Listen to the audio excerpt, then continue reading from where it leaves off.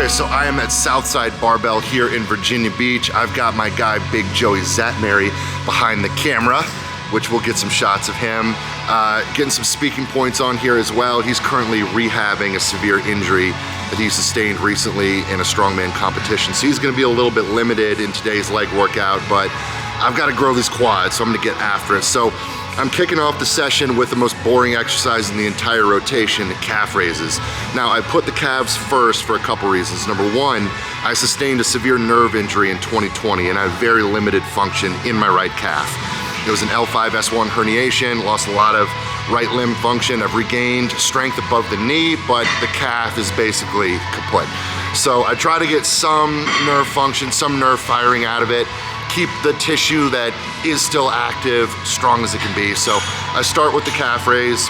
I'm gonna do a straight leg variation today. On the other leg day, I do a seated calf raise bent knee. I'm gonna do 3 hard sets here, high reps.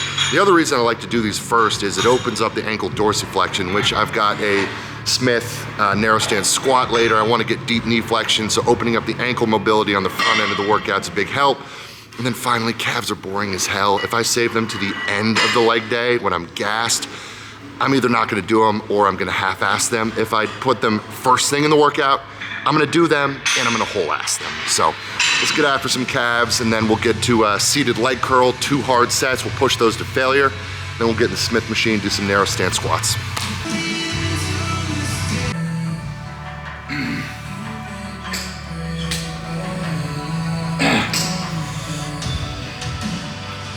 Flowing in the calves. How did it feel? Feels heavy, feels light? Where we at? You know what, it felt good just to get that muscle moving a little bit. I got about 15 reps there, really emphasizing that stretch at the bottom. But man, you push a set of calves to failure. You know, use the term battery acid in the calves. It's true, it gets them burning. So, but the ankles are good and mobilized. We're gonna hit 2 more sets of this. And by the time I get to my Smith squat, I'll be able to get a nice, good vertical torso, deep knee flexion, and not be limited by ankle mobility. All right, so I'm gonna go ahead and pair the seated leg curl with the calves. So I got 3 sets of calves, each of those to failure. I'm gonna go 2 sets on the seated leg curl. I'm gonna push both of these to failure, shooting for that kind of 10 to 14 rep range on these. Now, as the cycle continues, I get later into this training cycle, I'll be shooting for more to that 6 to 8 rep range. So really pushing for heavier loads on all these exercises. I like to start in the first half, lighter weights, higher rep ranges, 10 to 15 reps. Back half of the cycle, we're going more like 5 to 8 reps on all this stuff. So anyway, I'm gonna get these, pair these with the calves, and then we're gonna move on to squats. Come on, big squeeze down, good. Go. Come on, heels to ass, heels to ass. Let's get it.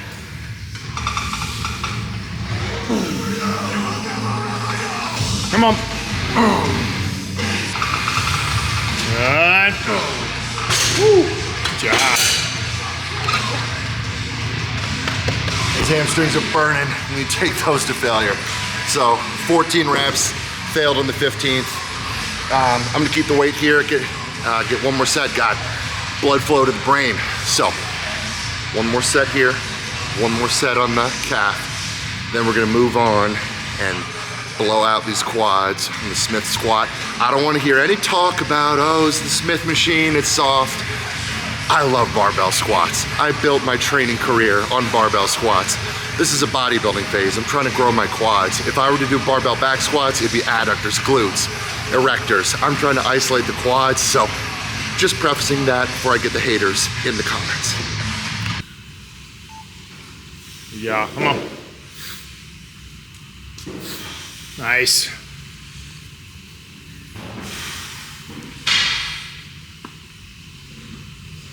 Good.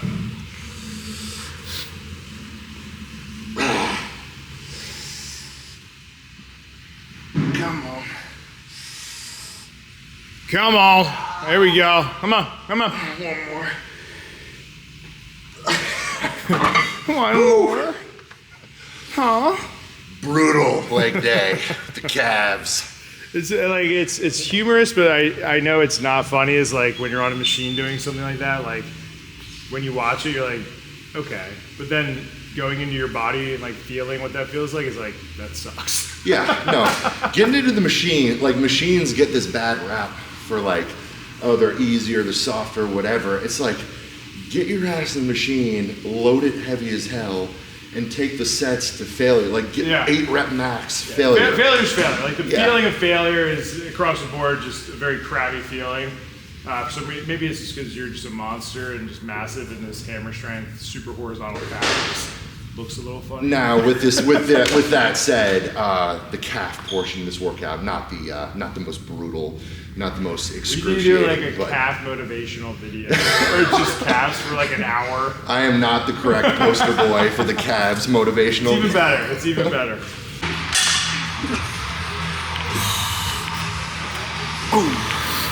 Let's go.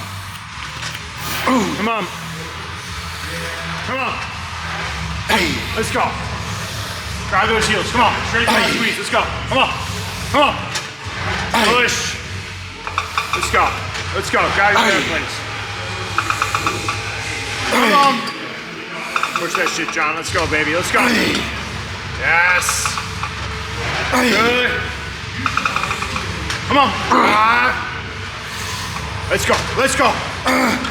You got more. You got more. Come on. Come on. We're working today, boy. Let's go. Let's get it. That's it. Hey, good job.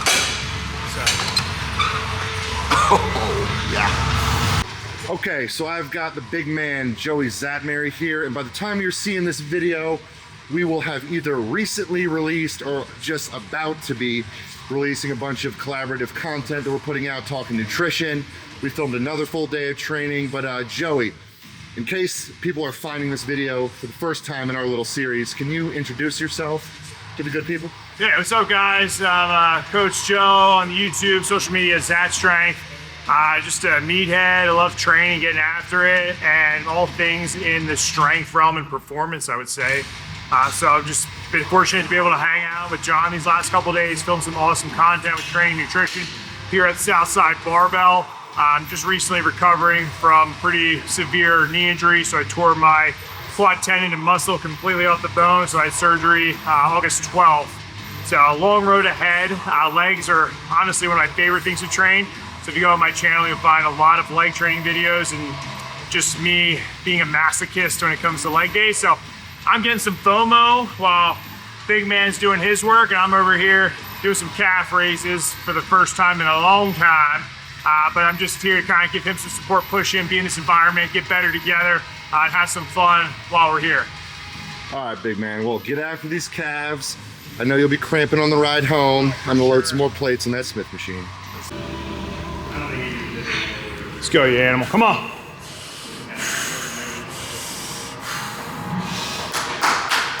Come on, lock it in. Let's go. Let's get real. Come on.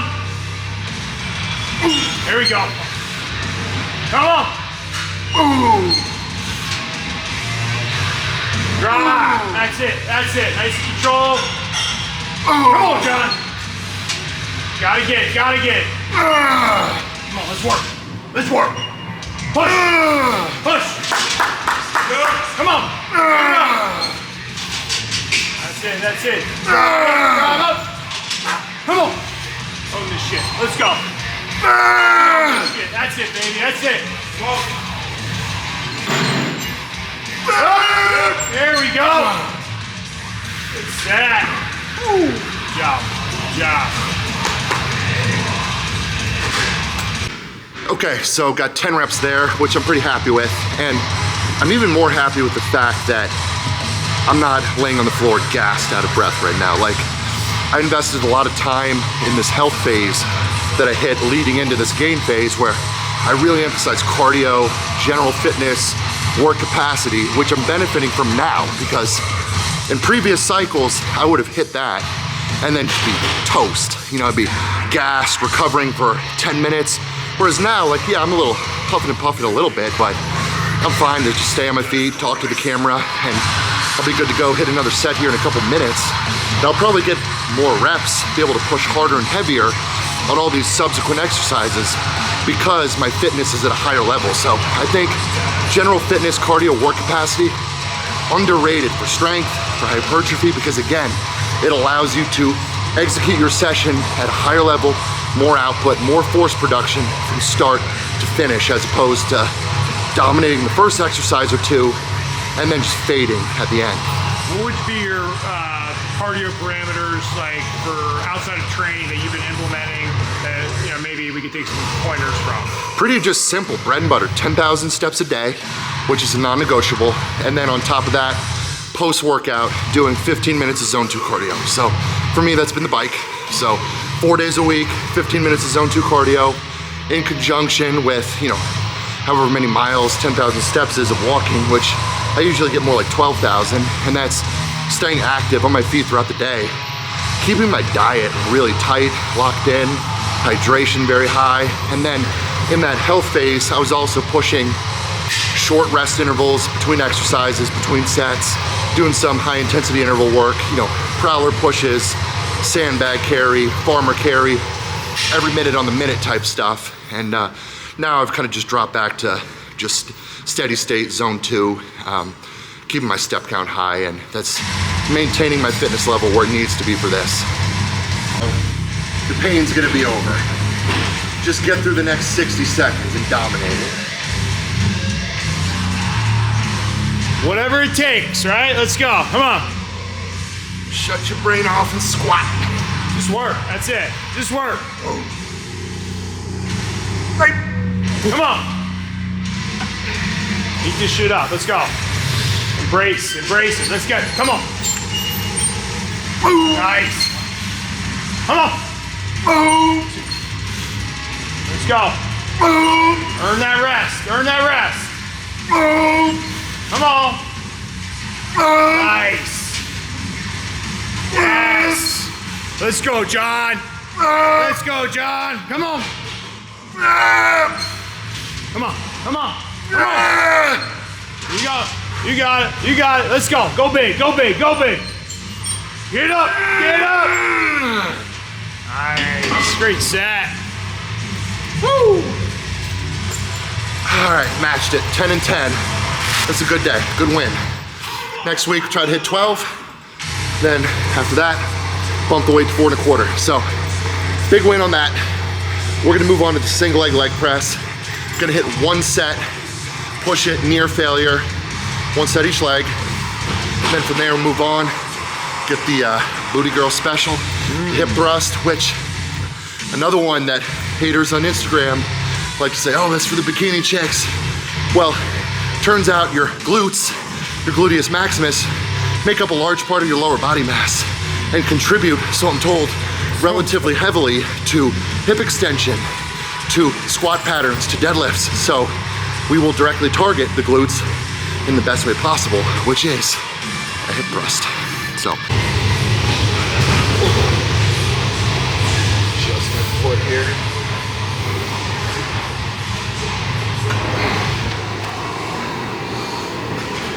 There it is. Let's go. Come on.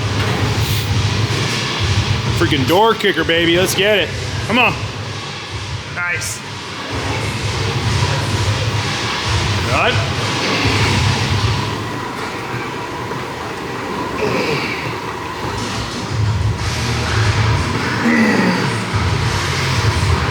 Come on. Let's go, John. Let's go. That's my bad leg. Time for the good leg. I'm just gonna try to match the reps. Nice, strong. Good. Come on.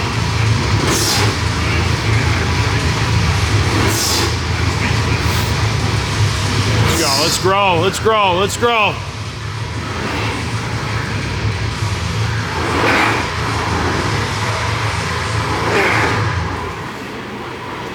Up, come on.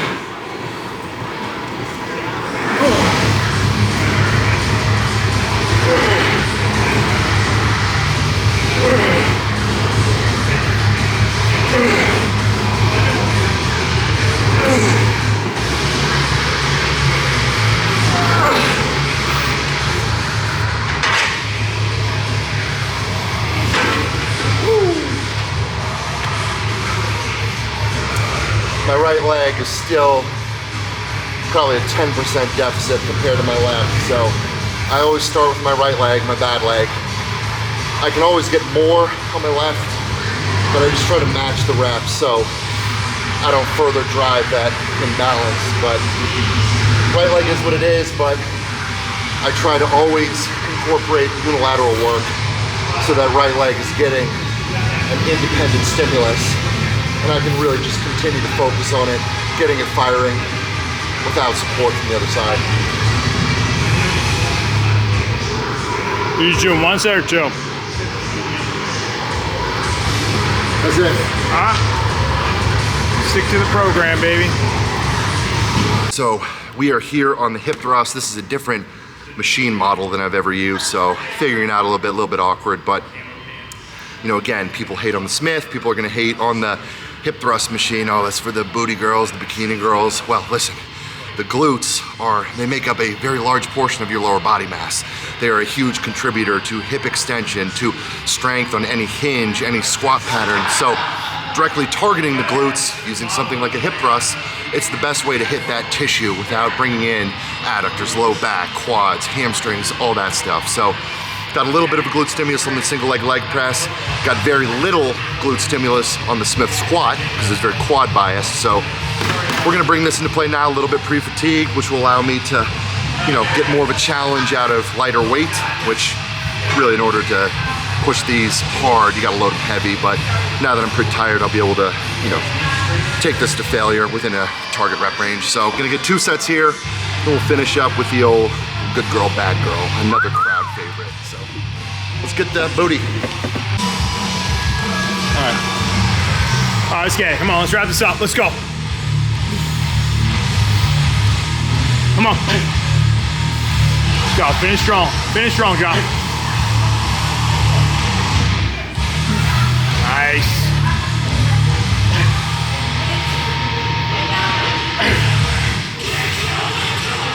Yeah.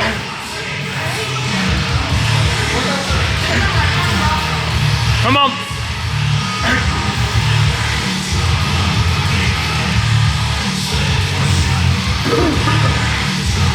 Ass of steel. See if I can get out of this a little more smoothly.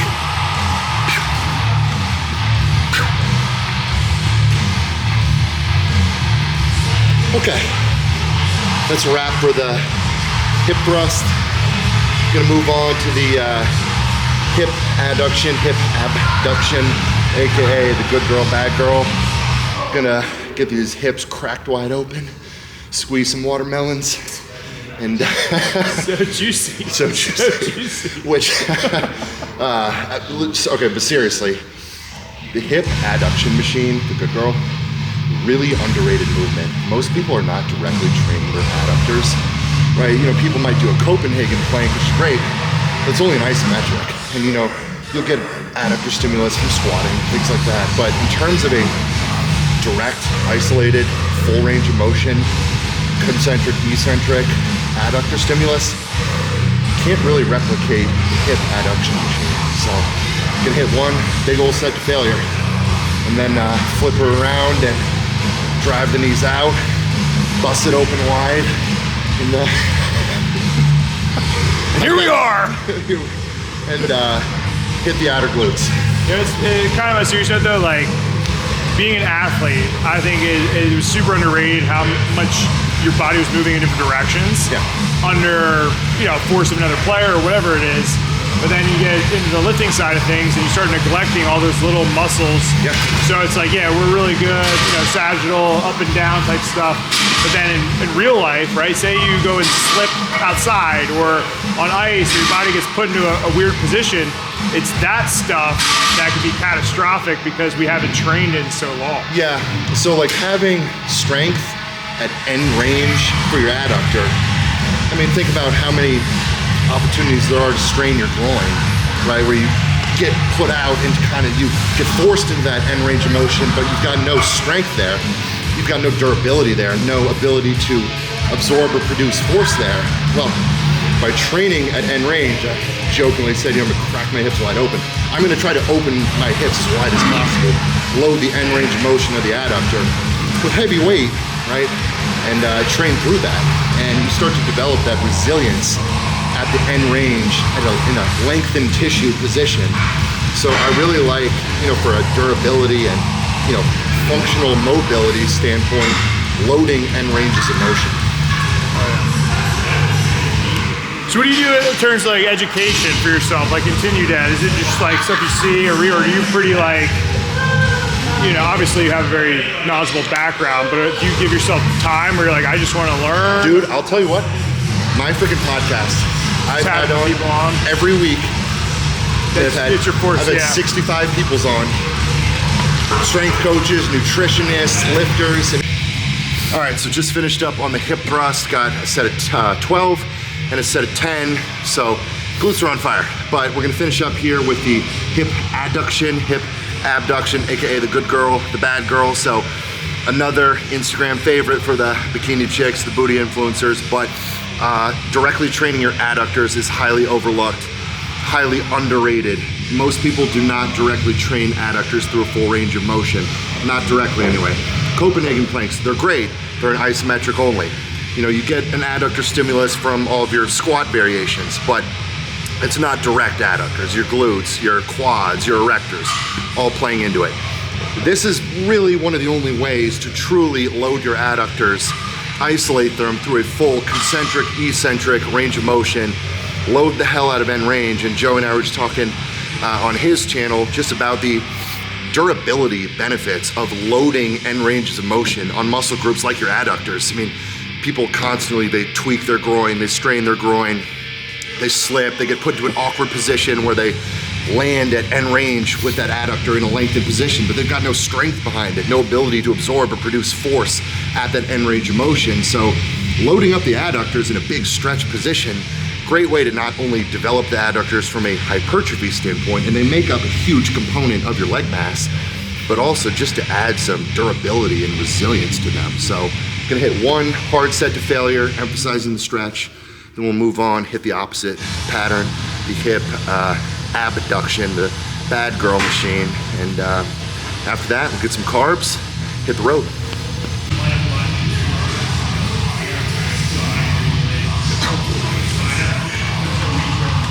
Woo. Burn it.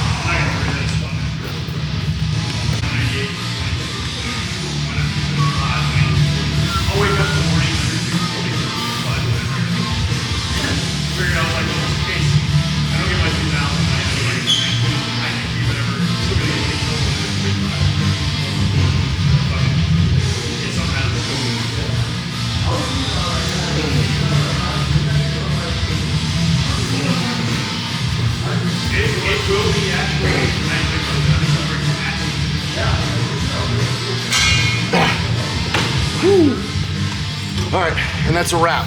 So, got a good workout in today, a lot of hard, heavy working sets in, so that's a wrap for this. My legs are smoked, my glutes are smoked. I'm gonna grab my carbs, my post-workout meal, chill out for a little bit, edit some of the content we shot. Stay tuned, we got a lot coming. And gonna hit the road, head back home. Got some more travel coming up, and then be chilling for the months of December and January. But stay tuned, guys. Subscribe to the channel, subscribe to Joey's channel. We got a lot of good stuff coming your way over the course of the next few weeks. So anyway, my brain is fried right now. My legs are fried. I'm gonna go eat and recover.